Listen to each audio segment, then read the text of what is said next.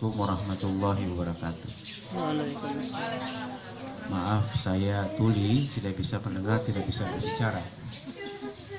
Saya mau menyampaikan agama, belajar menyampaikan agama dan dakwakan agama. Alhamdulillah, syukur pada Allah.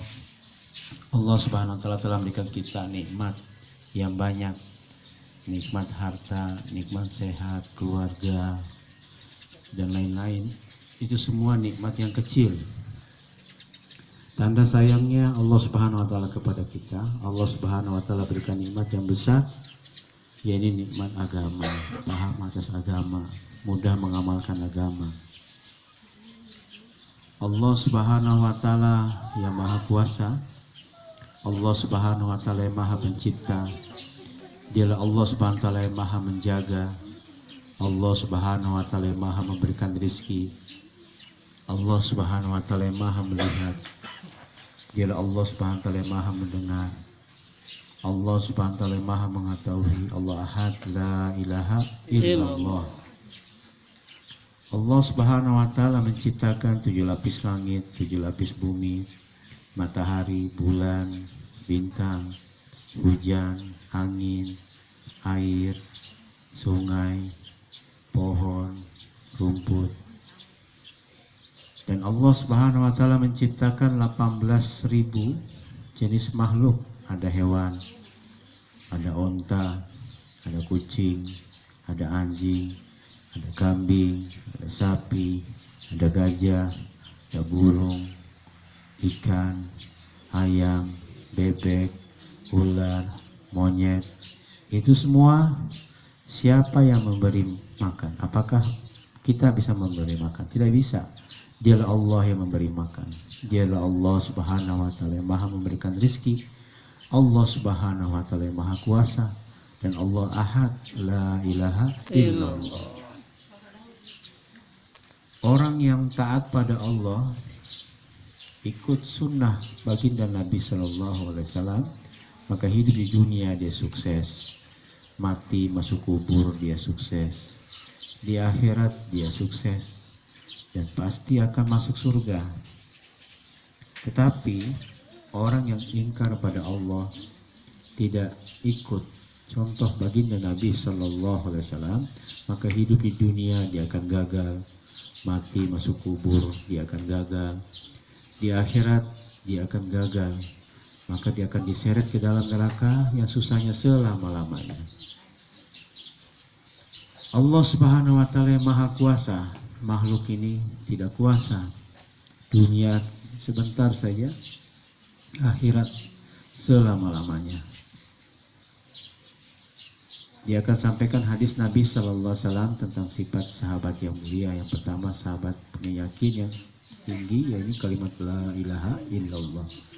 Dari sahabat meriwayatkan Nabi sallallahu alaihi wasallam bersabda, iman itu ada 70 cabang lebih.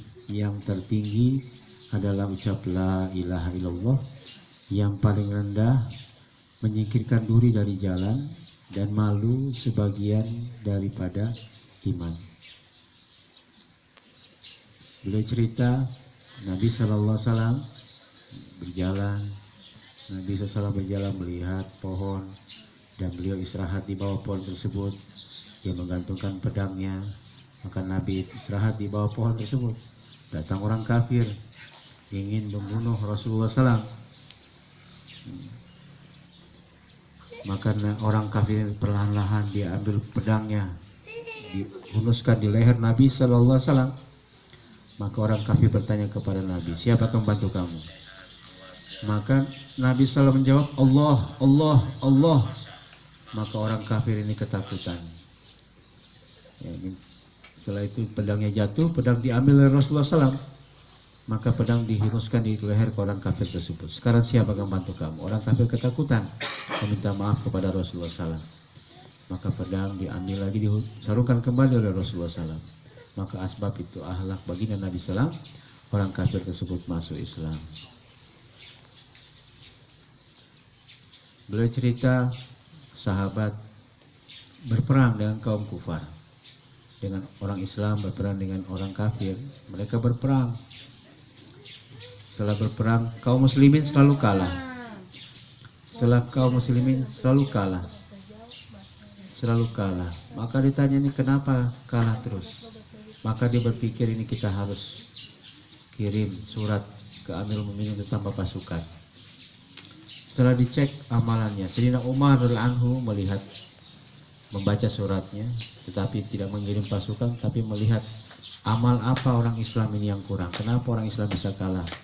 Apakah ada amalan yang kurang? Maka setelah dicek amalan mereka tidak bersiwak, maka diperintahkan seluruh pasukan untuk bersiwak. Maka kaum muslimin semua bersiwak, dibagikan kayu-kayu siwak, semua bersiwak. Maka orang kafir, mata-mata orang kafir melihat, ini orang Islam biasanya pagi hari menajamkan pedang, tapi hari ini menajamkan gigi mereka.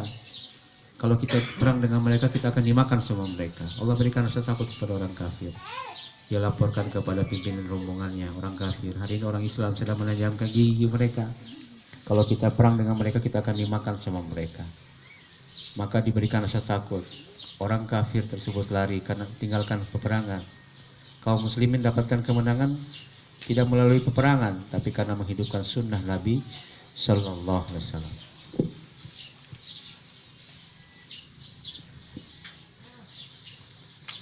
Keuntungan daripada sholat. Dari sahabat meriwayatkan Nabi Sallallahu Alaihi Wasallam bersabda, orang yang berwudu sempurna dan dari rumahnya dan dia berjalan ke masjid dan dia sholat berjamaah, maka seluruh dosanya Allah SWT hapuskan.